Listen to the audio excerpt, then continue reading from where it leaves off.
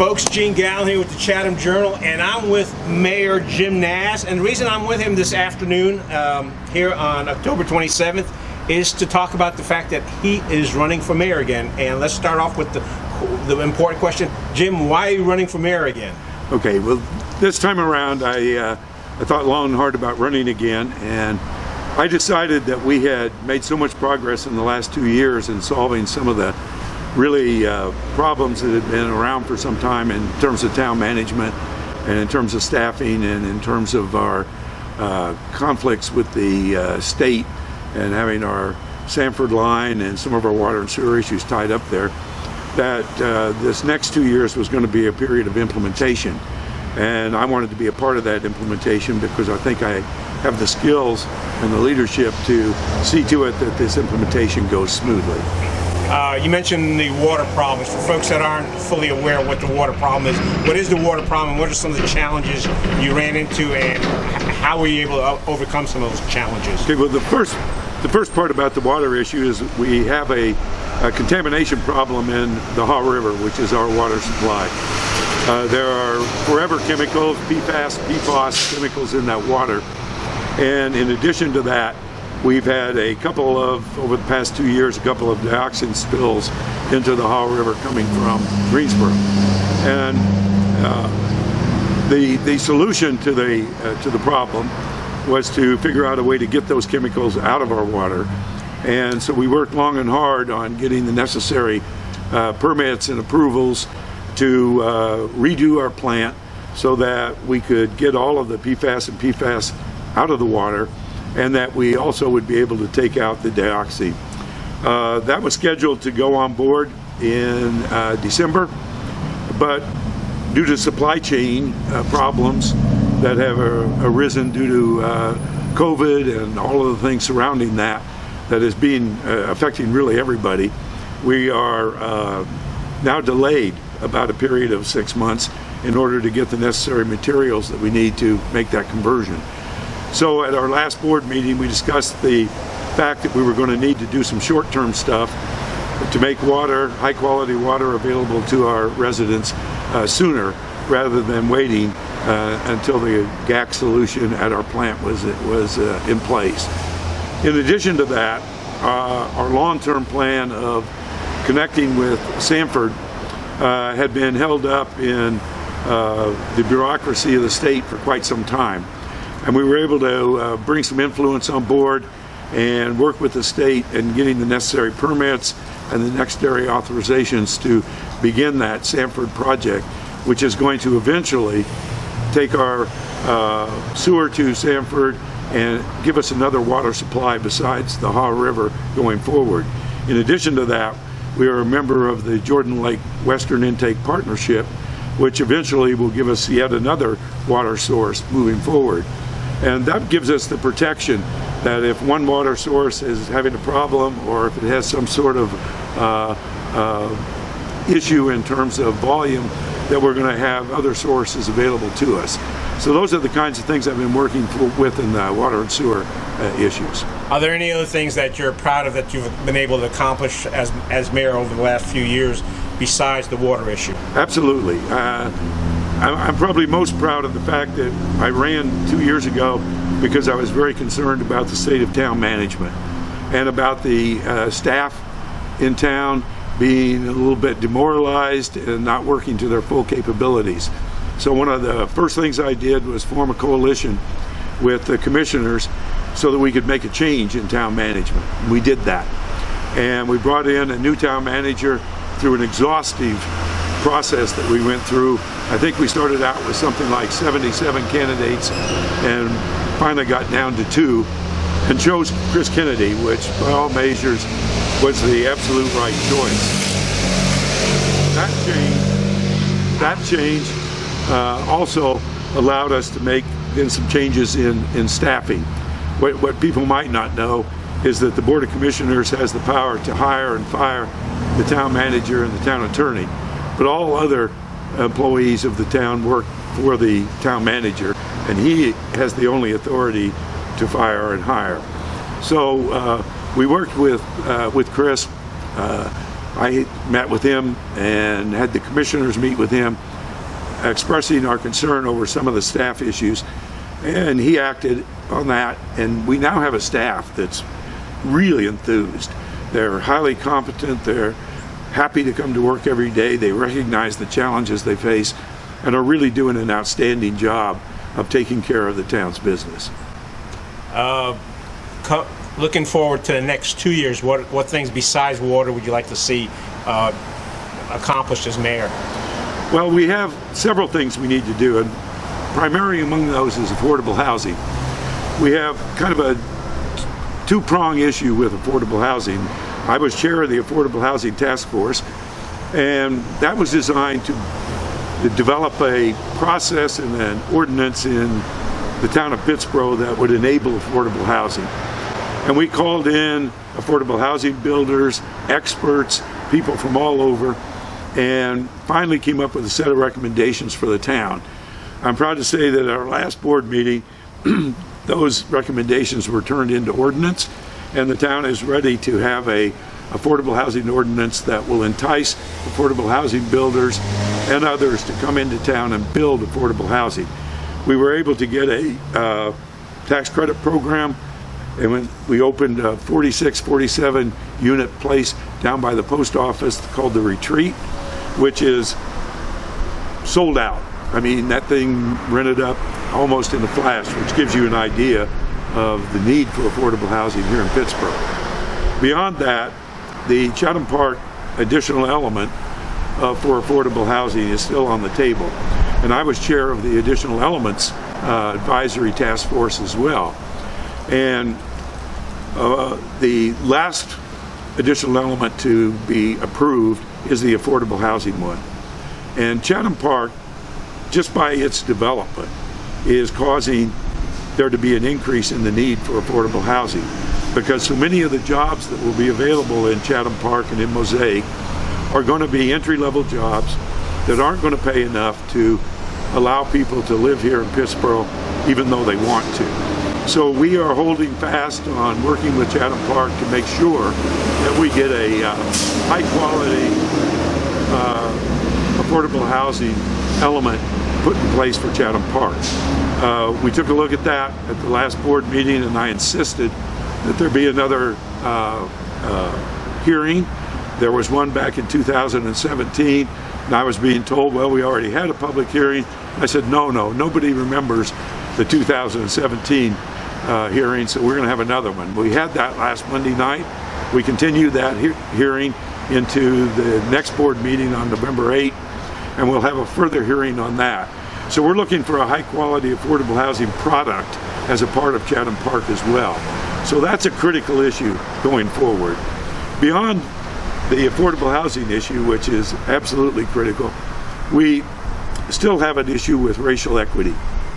I have worked very hard with the NAACP to create a shared history of race relations within Chatham Park going way back, including the lynchings that occurred here in Chatham County. Recently we memorialized a young gentleman, 16 years old, that was lynched right down the street here by the courthouse. And I've been working very hard with these people ever since I became mayor. I met with Bob Pearson heading up the effort to memorialize what really happened in Chatham County before I even became mayor.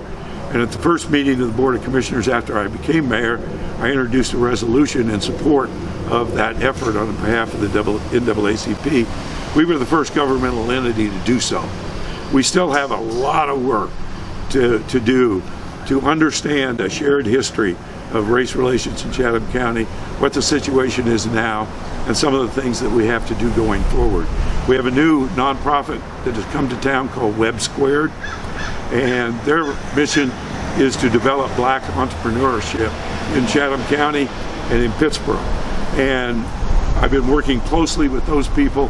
We'll continue to advocate for them and work closely with them so that we can bring more black businesses into town and begin day by day, week by week, begin the process of trying to have racial equity within our town. You mentioned Chatham Park, and that's something a lot of people, especially folks who've been in the county and in the city for town for a while, talk a lot about. What are some of the biggest accomplishments you've seen? What are some of the difficulties you also run into with dealing with Chatham Park? Well, from a difficulty point of view, it's obviously a huge development. This is the biggest development, certainly in North Carolina and perhaps in the whole Southeast for a long, long time. And something this huge requires an enormous amount of infrastructure, an enormous amount of planning, enormous amount of study, an enormous amount of engaging. And we have engaged with Chatham Park. I know there are people in town that would just assume Chatham Park had never come along, but it's here. And the whole idea is to make that an integral part of Pittsboro. And in dealing with Chatham Park, because of the infrastructure issues and so on, is trying to balance the things that are coming with the here and now. What we don't want to do is burden the taxpayers of Pittsboro with infrastructure issues that will repay themselves going forward when Chatham Park is up and running.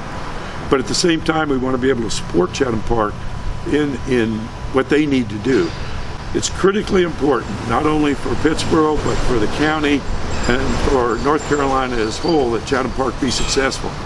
And so there's that balancing act of protecting our downtown, protecting what we like to call legacy Pittsboro, and integrating Chatham Park into that environment. And so that's not an easy task, but we've been working very hard at it.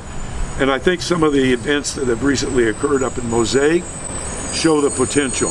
We've had some long performances up at Mosaic over the last while, and I've attended those, and I've been approached by visitor after visitor after visitor that has said, okay, when this is over, we want to go into town and get something to eat, explore your town a little bit. And I've told them that's exactly what you need to do, and guided them in doing that. And I think that's the kind of synergy that the old town of Pittsboro and what's happening up in Chatham Park can work together to make this an even better and more prosperous place than it is now.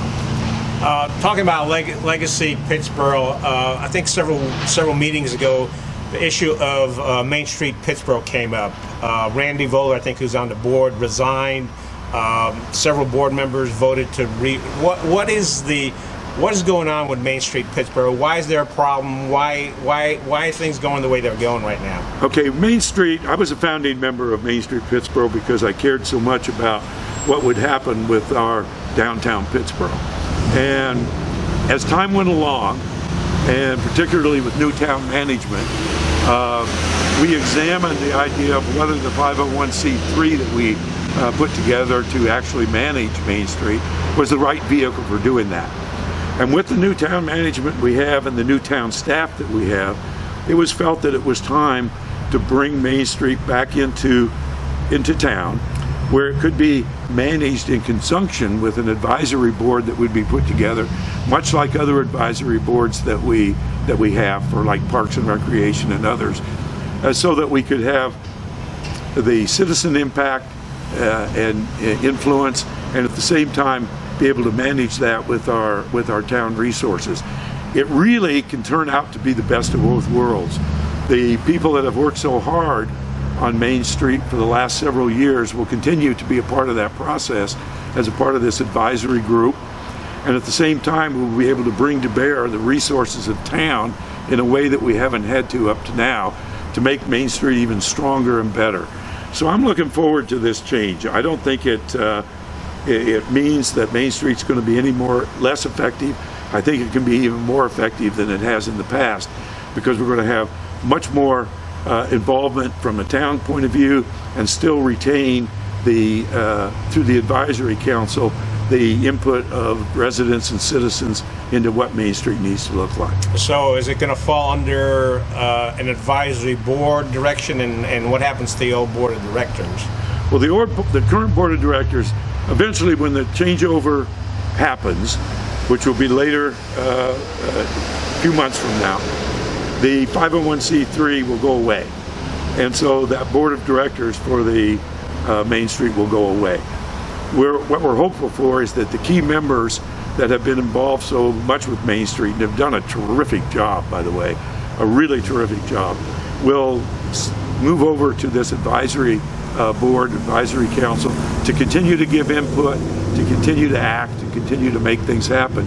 But now with the total involvement of the town, rather than the town just kind of participating in a way, being a full partner with Main Street. So I think it really bodes well for the protection of our Main Street and the original reason we started it, to make sure that Old Town Pittsboro was preserved and prospered into the future. And you have been Zooming your meetings, and is that something that's going to continue, so that if people want to see the progress of what's going on, they can just watch on at home? Yeah, even when we go back to live board meetings, which I hope will be soon, we will continue to Zoom these meetings, because that way people won't have to be driving into town hall, try to get a seat for the meetings. And as you know, some of those meetings can have a packed house. And so this way people will be able to follow what's going on, be able to participate in the endeavor from the comfort of their home or their office or wherever they may be. So we think that's important. Plus, these meetings will then be preserved on YouTube, and people can go to YouTube and look up the link for that particular board meeting and take a look in case they missed it, or in case they were doing something else the day of that meeting. I think it just makes everything more transparent and better. I will tell you that when I took over as mayor 2 years ago, I didn't expect COVID, and I didn't expect things to be shut down for most of my term. When I first took over as mayor, I did a ribbon cutting, and I didn't do another one for over a year. And so a lot of the ceremonial duties of mayor, which are really important to the town, welcoming new businesses into the fold, kind of went away. And so that was a difficult period. Plus we had to then manage around COVID, try to understand the impact on our finances, on our sales tax revenues, and those sort of things. And I just really want to thank the town staff and town manager and the board and the citizens of Pittsboro for being with us during this difficult COVID period. One more question. Again, in your role as mayor, you passed a mandatory mask mandate. What was your philosophy behind that? When are you going to stop that mask mandate? How'd you get to that point where you decide, hey, I, Jim Nass, need to pass this mask mandate? Yeah, at the beginning of COVID, the board passed an emergency declaration that gave me the power as mayor to act under that emergency declaration. And I worked with Commissioner Baldwin almost on a daily basis before I made this decision. And we were looking at the numbers, and the numbers were increasing significantly. We had a target of 5% positive rate in Chatham County. It was up around 9.7. Beyond that, visitors to Pittsboro coming from Wake County, coming from Lee County, coming from other places that come into our town to shop, to eat, and do those things, their numbers were even worse than Chatham County. And I also was in contact with UNC Healthcare, and the people there were telling me that with this Delta variant, they were beginning to see people affected with COVID that hadn't really been affected that much before. And we even were undergoing some children dying of COVID. And in looking at those numbers and in looking in that situation, I said, well, the very least we can do here in Pittsboro is to pass a mask mandate to take the pressure off of local businesses that wanted to have a mask mandate but really didn't have, it was the issue of putting themselves in between them and the customer. And I said, you can put all that on me. If we can, if we save, one person from dying or one person from getting sick with COVID or one child from having to go through that, then I count it as worth doing. I know there are those that don't believe in masks and that sort of thing. This was my call, my judgment, and I stand by it. Okay, I'm going to ask you a question. I'm going to see if you want to take back the statement. You stated that there were children dying from COVID. Yes. I looked at the North Carolina Department of Health and Human Services numbers for Chatham County. There have been no Chatham County children who have died from COVID. Not in Chatham County, in UNC, Maine. Okay. In UNC, Maine, coming from, it could be from all over. But what that told me was that this Delta variant that we're having is attacking children in a way that we hadn't seen before. And I can tell you for certain that there were children deaths in UNC, Maine, COVID. Okay. No, not in Chatham County. I should have made that clear. Well, I was going to say, I think you sent out a notice following up because you did get some pushback, and you explained your concern was with children. But again, having looked at the data for Chatham County, I think the Chatham News and Record actually did a study, or they analyzed death records that showed, I think the youngest Chatham County resident to pass away from COVID was 50 years old. Right, and then that's exactly where we want to keep it. We want to make sure that none of the children go through that, or for that matter, anyone else, whether no matter their age. Going back to that 5%, I think the state numbers right now last week dropped to 5%. Yes. Have you seen the numbers for Chatham County? And if that happens, are you going to make it, hey, masks are voluntary, not mandatory? At what point do you decide to make that a voluntary thing versus a mandatory thing? As soon as the numbers look like that's the right thing to do. I've been told, goodness sake, don't lift it right before the election, or people will think that you're trying to get some extra votes by doing that. Quite frankly, I'm not making any of these decisions with the election in mind. I'm making the decisions based upon what's best for Pittsboro, and I'll continue to do that. And I will be talking with Commissioner Baldwin on the latest numbers out of UNC. We'll look at what's happening in Wake County and others. And if the numbers are where I think they are going, we'll be able to lift that mask mandate fairly soon. I'm not going to give an exact date right here on this interview because I need to get the latest data, but I'm not going to wait. And people could make of it what they want. Okay.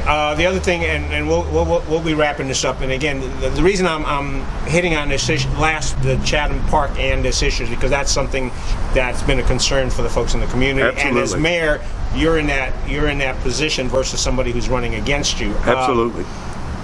When you take a look at that, it is a mask mandate, but what's the enforcement by the Pittsboro Police Department?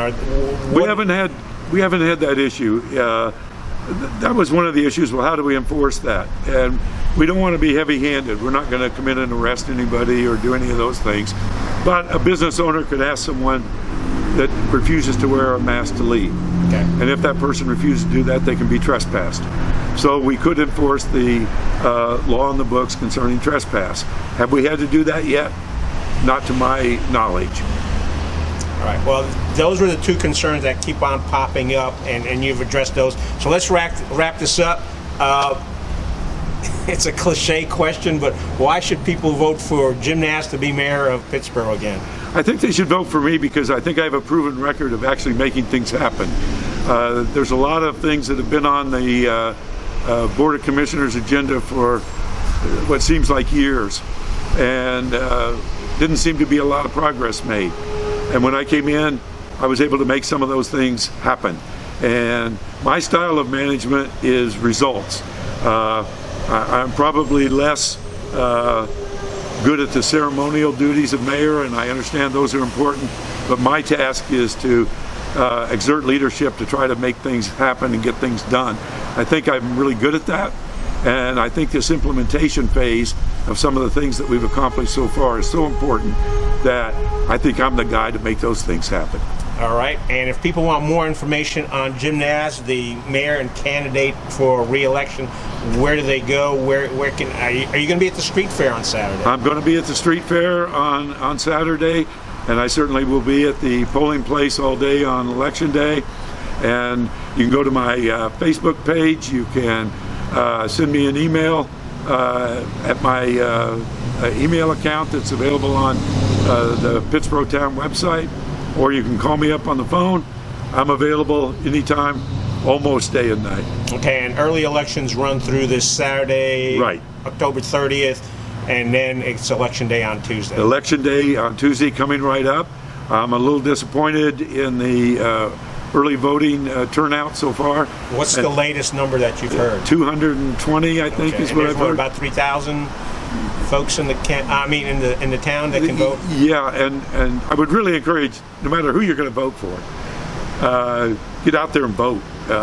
It's an important election, and whether you agree with me or whether you agree with Cindy or anybody else, get out there and vote. I have tried my darndest to not make this campaign divisive, and I know Cindy has tried that as well, and we've pledged to each other that we're not going to make it divisive. So whoever wins, I want everybody to support him 100%. All right, folks. Hey, we wrapped it up here with Jim. Remember, he's going to be at the street fair on Saturday, and I think that runs from 9 o'clock in the morning till I think like 10 to 4, something like that. 10 to 4. So it should be a good day. Come on out. It's nice to have one after COVID. You've got information. It's a Jim Nass for mayor. Is that your Facebook? No, my Facebook page is simply under James Nass, a regular Facebook page. There you go, James Nass, N-A, 2 S's. Right. And if you need more information, and as Jim mentioned, you can go to the town board site and email him if you want to as well. Jim, thank you so much for the time. Thank you, Gene.